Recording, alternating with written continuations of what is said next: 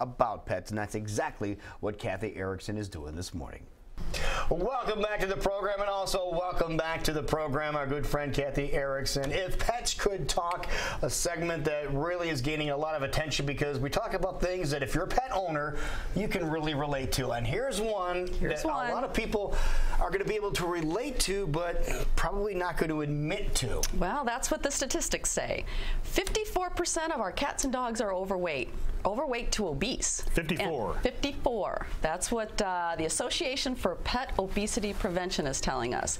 And that's over half. That's the majority. That's the majority. That's scary. But the reason it's scary is because of all the health problems that can lead to. Just like us, you know, we're all told to keep the weight down and you can keep away so many diseases and problems.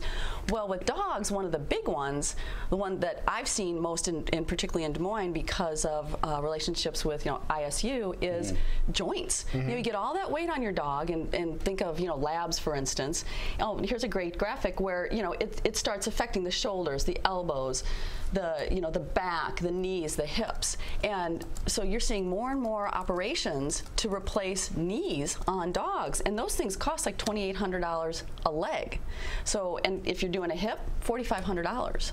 So by not overfeeding your dog, you can save a whole lot of money in medical bills and not end up at Iowa State University with the kind of pressure on those legs where they actually have to be replaced. Now, is this something new? Because I feel like we've been feeding our animals from, you know, table scraps for years. You know, that nothing's changed there. So why are we talking about this now? Well, I think because pets have become, there's so much more in the family, there's so much more in the house, there's so much part of everything you do, including sitting at the table. They're right there. And people don't realize that they don't think about how that table scrap relates in body ratio. So I saw a great infographic. It said like a cube of cheese is the same as a whole cheeseburger to a dog. Because the dog only weighs 30 pounds. Your dog is so tiny. Right.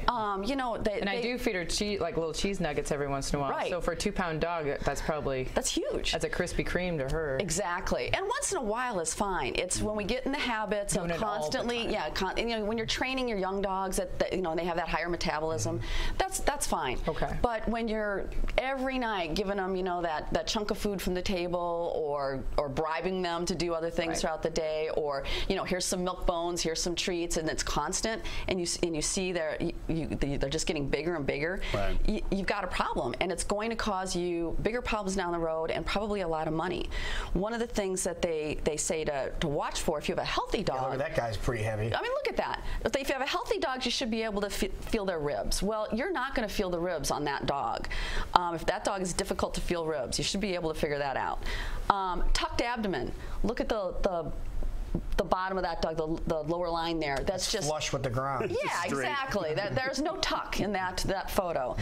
And the waist, when viewed, I mean, how sad. That's a lab that's going to have knee replacement. I mean, right there.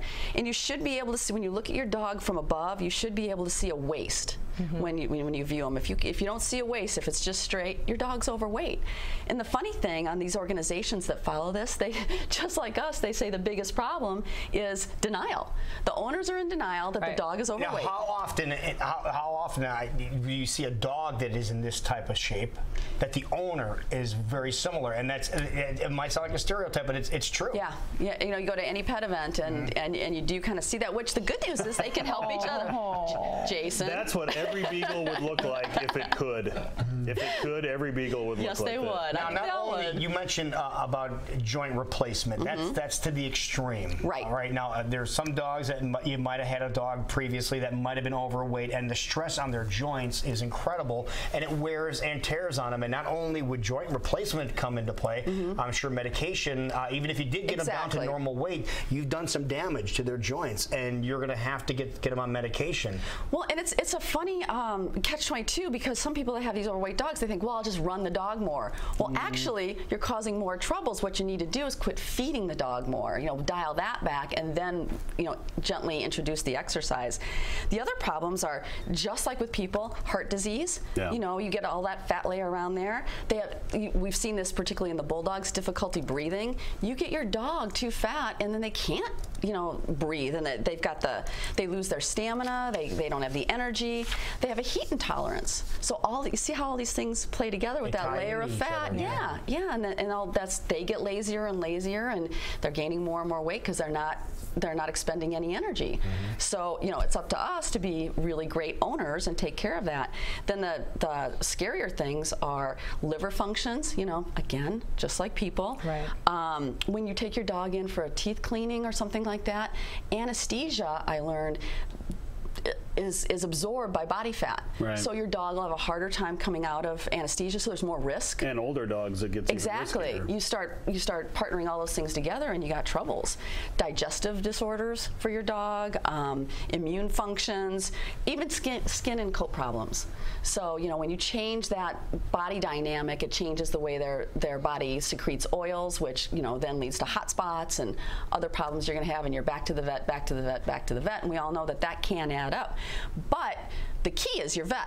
So when you go into your vet, I had to laugh. I have a pointer with no body fat. She's a running maniac, and I was in there and I said, "Oh, I bet all the pointers are like this." And I couldn't even finish the sentence, and the vet tech was like, she's like, "No, it's so sad." Really? They come in and she's like, "You can just sit a cup of coffee on them. They're so broad in the back." Square. Yeah, and that's we're not doing our pets any favors when we do that. Let's be honest, a lot of people aren't going to be able to afford thousands of dollars to do all this stuff, so they're going to have to come to a point where they make a decision: am I going to put this dog down or not? And you none don't of us want to be there. Right. Yeah, none of us want. So it's so easy. We talked about dog food a few weeks ago, and check the labels. They're hard to read, but they do have feeding recommendations for the weight of your dog. And then check with your vet. And if you need to get that weight down, talk with your vet about the best way to do it. There are senior and overweight foods. Weight management foods. Thank is you. What they call weight them. management. Yes. You're sounding like you know about this, Lou. I'm not so sure about this. No, I did have some dogs. I had some chow chows for a while that you really couldn't tell that they were overweight. Because of the hair. Because they have so much hair, and then I'd shave them down. When I shaved them down, which they say you're not supposed to do. Yeah, we'll talk about that another time.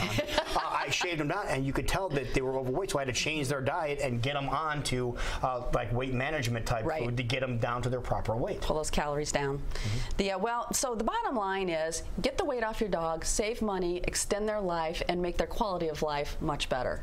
So the same rules for us apply to our dogs. So don't get in denial about your dog. Take a look at the dog, feel their ribs, look for that waist, see what they're really looking like. Ask your friends. Your friends will tell you. I have one friend that's so sick of hearing about it from me. I'm like, oh, we gotta get that dog lightened up a little bit.